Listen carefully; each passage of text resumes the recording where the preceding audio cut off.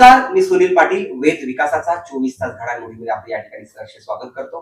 कर्जत विधानसभा मतदारसंघाच्या विकासावर उमटलेला काळानार, जुळीतून दवाखान्याकडे निघालेल्या आदिवासी मातेने विचारलेले प्रश्न आता संपूर्ण व्यवस्थेने ऐकलेच पाहिजेत.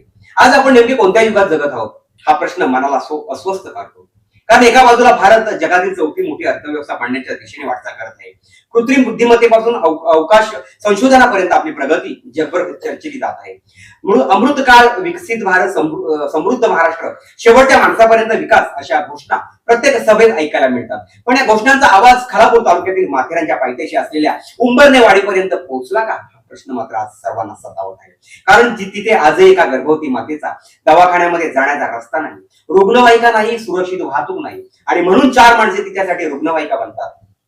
झोळी तिचा स्ट्रेचर बनते, दर्याखोऱ्यातील पायवाट तिचा महामार्ग बनतो आणि तिचा प्रत्येक श्वास नियतीच्या भरोश्यावर पुढे सरकत राहतो. ही घटना वाचताना डोळे भरभरून येतात. मन त्यातून अधिक मनात संताप निर्माण होतो. कारण हा एखाद्या दुर्गम जंगलातील विस्मृतीत गेलेल्या प्रदेशाचा प्रश्न नाही. ही घटना महाराष्ट्रातील राजकीय दृष्ट्या महत्वाच्या कर्जत विधानसभा मतदारसंघात घडते. असा मतदारसंघ ज्याने अनेक प्रभावशाली नेते पाहिले, ज्यांच्या राजकारणाची चर्चा राज्यभर होते, तिथे प्रत्येक निवडणुकीत विकासाच्या घोषणा आकाशाला भिडतात. मग प्रश्न असा आहे की जर या मतदारसंघातही एका गर्भवती मातेला झोळीतून दवाखान्यात न्यावे लागत असेल तर विकासाच्या त्या सर्व घोषणा नेमक्या कुठे पोहोचल्या, कुठे राहिल्या हा प्रश्न मात्र सर्वांना सतावत राहतो. देशाला स्वातंत्र्य मिळून अनेक दशके झाली. आपण स्वातंत्र्य दिन मोठ्या उत्साहाने साजरा करतो, तिरंग्याला सलाम करतो. पण उंबरणे वाडीसारख्या वाड्यांतील लोकांना आजही मूलभूत सुविधांसाठी संघर्ष करावा लागत असेल तर मनात एकच वेदनादायी प्रश्न उभा राहतो. राजकीय स्वातंत्र्य मिळाले पण विकासाचे स्वातंत्र्य या नागरिकांपर्यंत खरोखर पोहोचले का हा प्रश्न मात्र सर्वांना पडतोय. एका गर्भवती मातेने सरकारकडे काही मोठी मागणी केली नव्हती. तिने विमानतळ मागितले नव्हतं, तिने मेट्रो मागितली नव्हती, तिने एक्सप्रेसवे मागितला नव्हता. तिने फक्त एवढीच अपेक्षा ठेवली होती की प्रसूतीच्या वेळी रुग्णवाहिका तिच्या दारापर्यंत यावी. पण तिच्या वाट्याला आली ती झोळी आणि 4 गावकऱ्यांचे खांदे. हा केवळ तिचा अपमान नाही, हा आपल्या संपूर्ण विकास व्यवस्थेच्या दाव्यांचा पराभव आहे. सुदैवाने त्या दिवशी पाऊस नव्हता. पण कल्पना करा, जर मुसळधार पाऊस कोसळत असता, जर त्या पायवाट्यावर एखादा पाय घसरला असता, तर वाटेतच प्रसूती झाली असती, जर एखादी जीवितहानी झाली असती, आपण मग शोक व्यक्त केला असता, भरपाई जाहीर केली असती, चौकशीचे आदेश दिले असते. पण हे प्रश्न आधी का विचारले गेले नाहीत? विकासाचे नियोजन करताना अशा वाड्यांचा विचार का झाला नाही? आज या घटनेकडे फक्त एका बातमीप्रमाणे पाहणे ही मोठी चूक ठरेल. ही घटना एका आरसा आहे. त्या आरशात शासन दिसते, प्रशासन दिसते, लोकप्रतिनिधी दिसतात आणि आपण समाज म्हणून कुठे उभे आहोत हेही दिसते. हे मात्र आपण सर्व विसरतोय. कर्जत विधानसभा मतदारसंघाने अनेक राजकीय सुधाकर घारे असतील, नितीन सावंत असतील, आणि इतर अनेक नेत्यांनी कोण सत्तेत होते, कोण विरोधात होते, हा आजचा विषय नाही. संधी ज्यांना मिळाली त्या प्रत्येकाने आज या घटनेकडे आत्मपरीक्षण म्हणून पाहिले पाहिजे.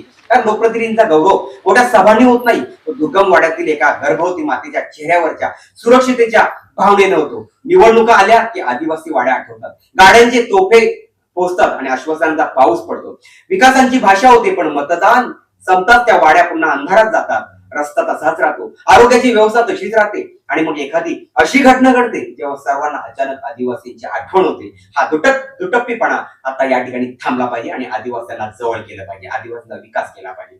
विकास म्हणजे फक्त सिमेंटचे रस्ते नाहीत, उंच पूल नाहीत, तर मोठे प्रकल्प नाहीत. विकास म्हणजे शेवटच्या टोकावर राहणाऱ्या नागरिकांना सन्मानाने जगता येणं, एका आईला भीती न वाटता दवाखान्यात पोहोचता येणं, एका मुलाला जीव धोक्यात न घालता शाळेत जाता येणं, एका वृद्धाला 4 खांद्यांची वाट न पाहता उपचार मिळणे. जर हे साध्य झाले नाही तर कितीही मोठ्या घोषणा केल्या तरी त्या पोकळच ठरतात. तर उंबरणे वाडीतल्या झोळीत फक्त एक माता नव्हती, त्या झोळीत त्या राज्याच्या विकासाचा मॉडेल पडलेला प्रश्न होता. त्या झोळीत आदिवासी समाजाचा आक्रोश होता. त्या झोळीत अनेक वर्षापासून प्रलंबित असलेल्या रस्त्याची मागणी होती आणि त्या झोळीत विकासाच्या नावाने केलेल्या असंख्य आश्वासनांचे ओझे होते. आज गरज आहे ती दोषारोपांची नाही तर जागृतीची. पण त्याच वेळी जनतेला प्रश्न विचारण्याचा पूर्ण अधिकार आहे. कारण लोकशाहीत मत मागणाऱ्यांनी कामाचाही हिशोब या ठिकाणी द्यावाच लागतो. आज उंबरनेवाडीतील ही माता सुखरूप दवाखान्यात पोहोचली हे तिचे भाग्य. पण कोणत्याही राज्याची व्यवस्था नागरिकांचे प्राण भाग्यावर सोडण्यासाठी नसते, ती त्याचे संरक्षण या ठिकाणी करण्यासाठी असते. कर्जत विधानसभा मतदारसंघात ही घटना केवळ एका